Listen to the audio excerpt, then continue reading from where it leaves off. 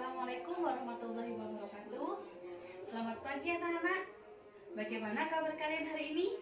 Semoga kita semua senantiasa diberikan kesehatan, rizki, dan kebahagiaan. Sebelum memulai pembelajaran, mari kita berdoa. Dimohon ketua kelas untuk memimpin doa.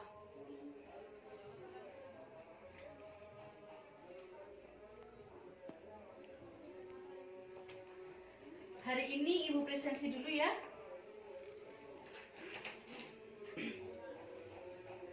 Selena Gomez hadir. Hadir ya.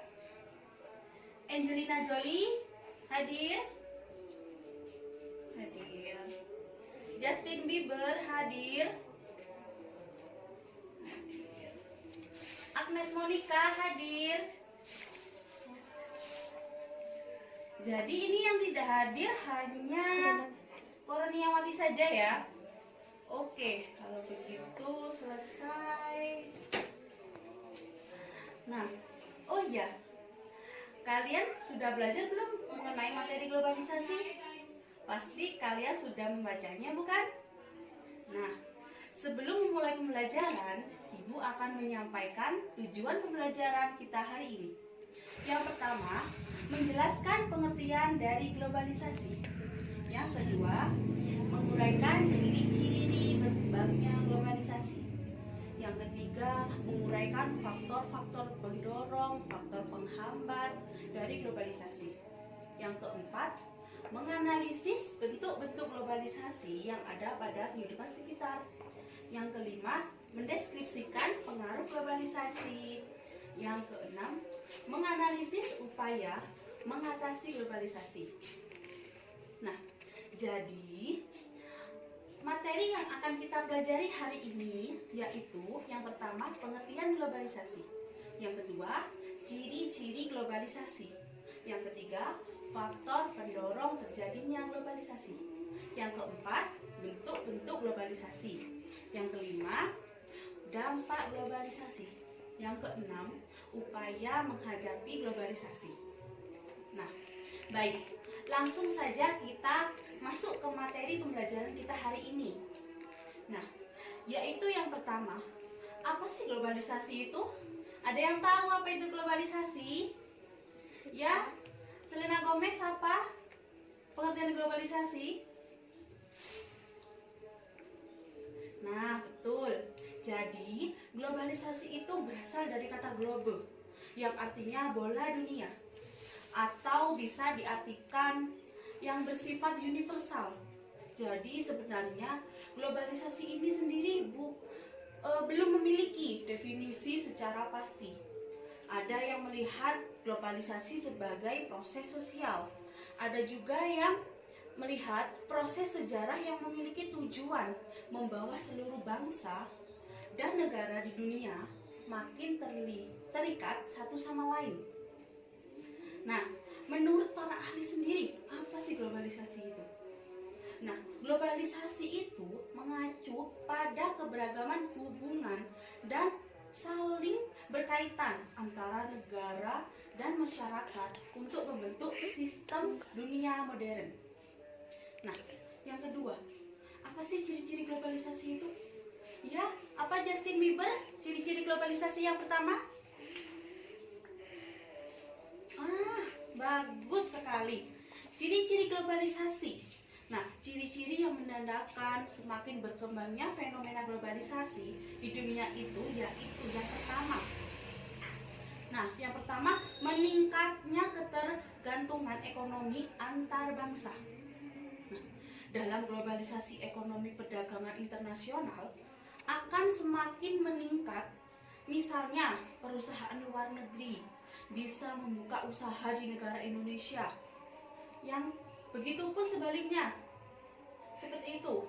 Yang kedua, runtuhnya kedaulatan nasional.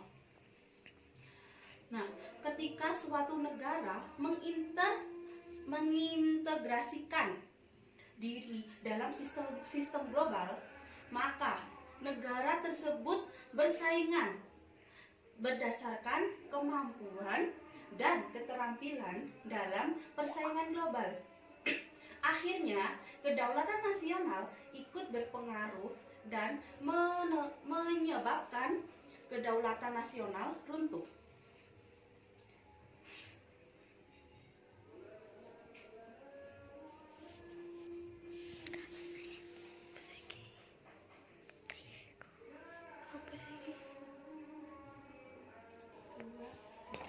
Yang ketiga, adanya keterbukaan di berbagai bidang. Nah, keterbukaan di berbagai bidang ini terjadi pada masa globalisasi ini. Ini tidak lepas dari adanya kemajuan di bidang informasi. Nah, di bidang informasi dan juga komunikasi. Adanya globalisasi ini melalui berbagai media peristiwa kecil apapun akan terjadi. Gini, globalisasi ini terjadi melalui berbagai media peristiwa sekecil apapun akan terdeteksi. Nah, yang keempat, apa yang keempat? Angelina Jolie, yang keempat apa? Ciri-ciri globalisasi?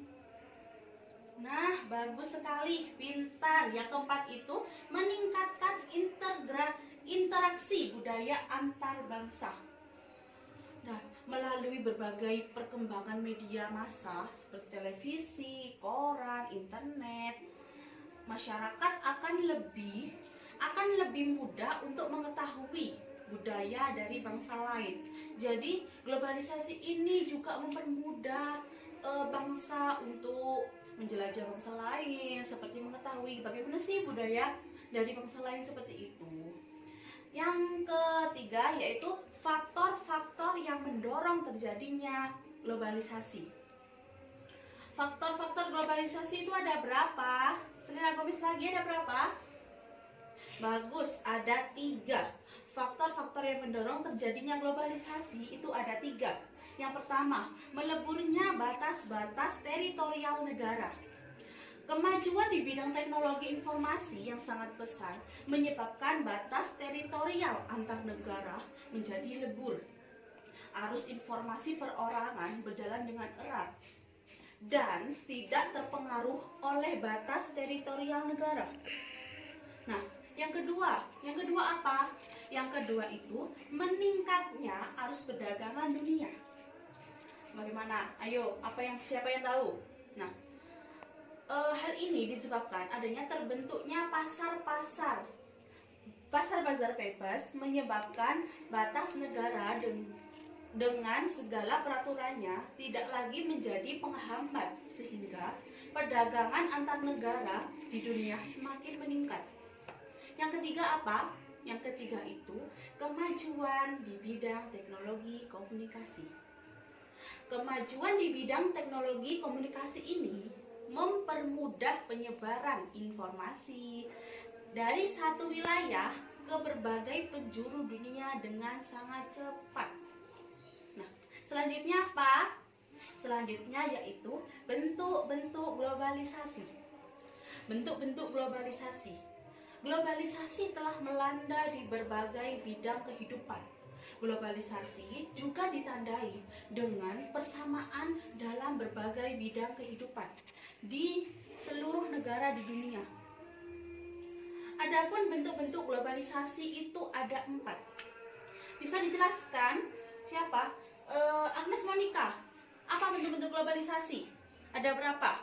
Ada 4. Betul. Ada 4. Apa saja?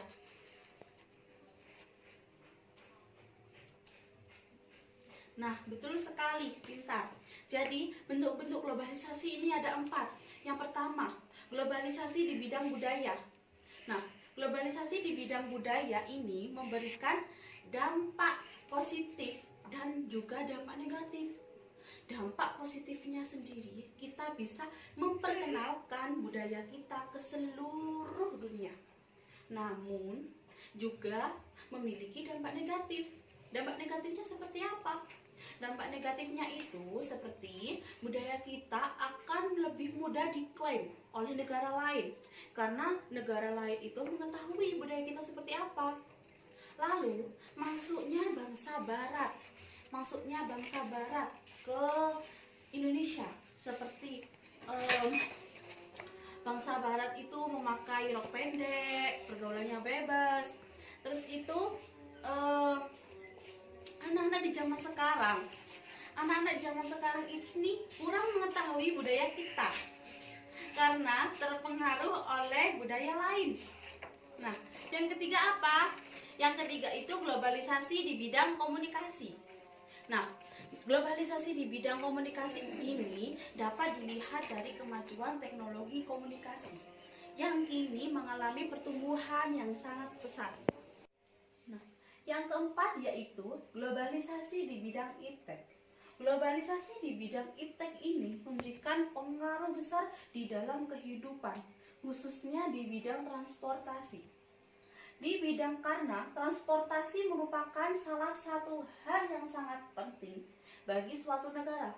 Tanpa adanya transportasi, suatu negara akan kesulitan mendistribusikan bahan-bahan kebutuhan pokok, bahan-bahan kebutuhan industri lainnya. Next. Yang selanjutnya yaitu dampak-dampak globalisasi. Apa ada yang tahu dampak-dampak globalisasi itu dibagi menjadi berapa? Betul sekali. Dampak globalisasi itu dibagi menjadi dua, yaitu dampak positif dan dampak negatif. Dampak positif sendiri, yang pertama yaitu berkembangnya alat komunikasi dan keterbukaan informasi. Nah, yang kedua, berkembangnya dunia pariwisata. Yang ketiga, komunikasi semakin cepat dan mudah. Yang keempat, meningkatkan taraf hidup masyarakat. Yang kelima, perekonomian suatu negara semakin meningkat. Yang keenam, meningkatkan efektivitas dan efisiensi. Yang terakhir yaitu berkembangnya ilmu pengetahuan dan teknologi. Nah, selanjutnya apa? Selanjutnya dampak negatif. Dampak negatif ini antara lain individualisme yang semakin tinggi. Salah satu contoh, ketika suatu kelompok itu berkumpul karena adanya globalisasi di bidang teknologi, kan banyak tuh yang sering main HP kayak gitu. Jadi interaksi sosialnya itu berkurang, timbullah individualisme, yaitu kenakalan remaja. Kenakalan remaja ini juga dapat dipengaruhi dari media sosial. Yang ketiga yaitu pencemaran lingkungan. Pencemaran lingkungan ini seperti contoh globalisasi di bidang industri, kayak pabrik-pabrik. Selanjutnya yaitu kesenjangan sosial ekonomi. Kesenjangan sosial ekonomi ini seperti yang kaya semakin kaya, yang miskin semakin miskin, seperti itu. Selanjutnya yaitu kriminalitas. Banyaknya pengangguran juga menyebabkan kriminalitas. Kurangnya kepedulian dari orang tua itu juga menimbulkan kriminalitas. Seperti itu. Selanjutnya yaitu demonstrasi. Menurunnya perilaku baik seseorang. Selanjutnya apa? Materi selanjutnya?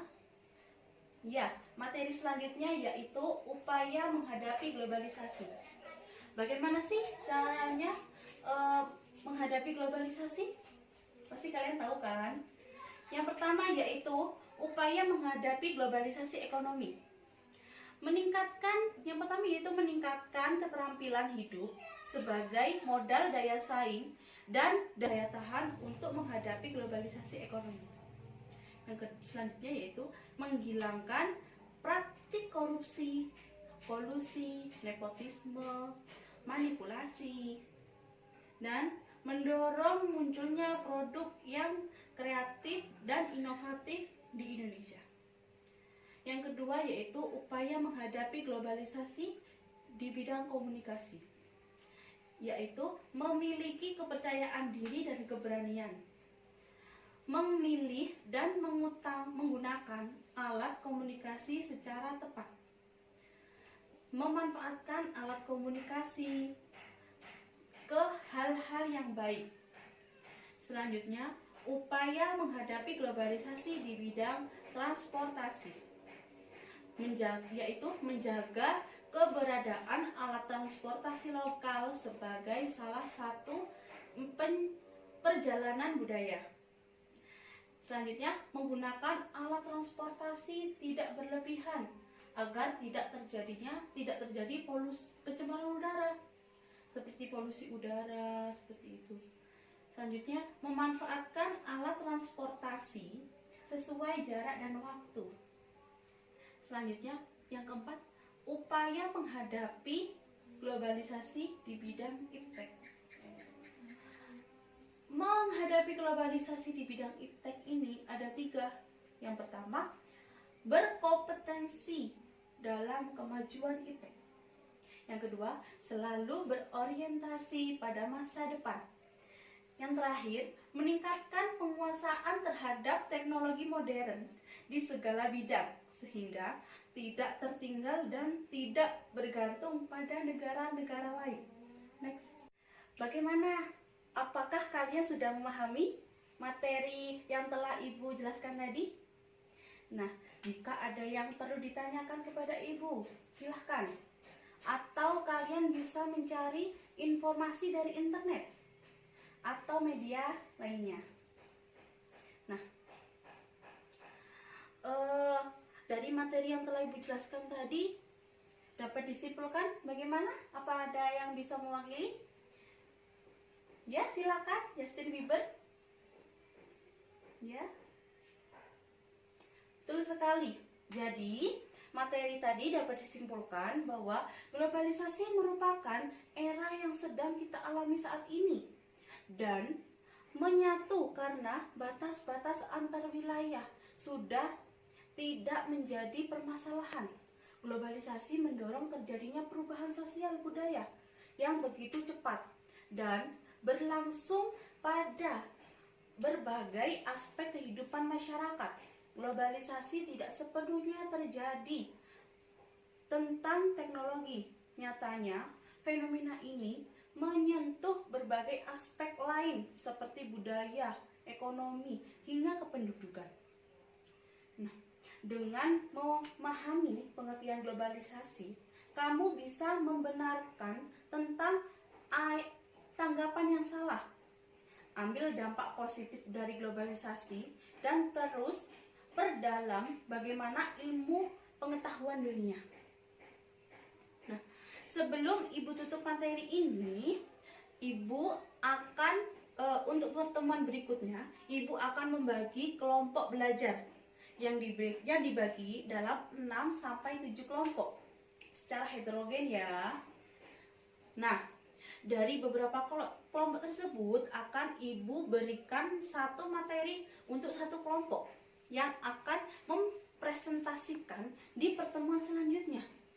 Contoh, kelompok pertama menyebutkan ciri-ciri globalisasi.